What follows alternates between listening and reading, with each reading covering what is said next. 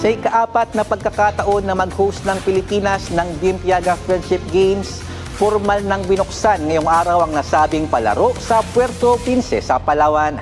At para bigyan tayo ng update sa mga kaganapan sa opening ceremony, live mula Palawan ang ating teammate na si Paulo Salamati.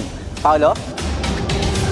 Yes, Darren, official na nga nagbukas ang ikalabing-isang edisyon ng Bimpiaga Friendship Games dito sa Puerto Princesa, na kung saan nasa may 700 partisipante ang dumalo rito ngayon sa opening ceremony.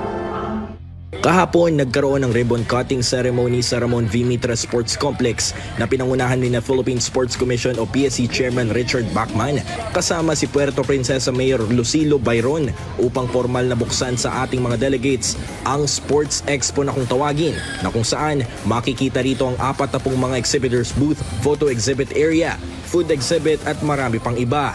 Bukod pa rito, isinapubliko na rin ang official mascot ng Bimpiaga na si Batik, isang Palawan water monitor na sumisimbolo sa mayamang biodiversity ng rehiyon at dedikasyon nito sa pangangalaga ng kalikasan.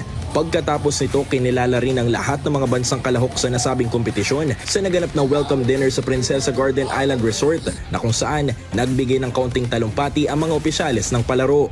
Sa gitna ng kainan, nagkaroon din ng mga kaunting kantahan at sayawan na talaga namang ikinatuwa ng mga delegasyon ng iba't ibang bansa. Dahil sa ngayon hindi pa tapos ang seremonya rito sa Edward Hagedorn Coliseum dahil samot-saring performance pa ang nagaganap dito ngayon na inihanda ng mga performing groups ng Puerto Princesa. Maya-maya lamang dahil magkakaroon o sisindihan yung symbolic torch na siyang gagamitin para sa magaganap na cauldron lighting mamaya. At yan na muna mga latest dito sa Puerto Princesa, Palawan. Paulo Salamati para sa Pambansang TV sa Bagong Pilipinas. Ayan, maraming salamat sa ating teammate na si Paulo Salamatin live mula sa Puerto Princesa, Palawan.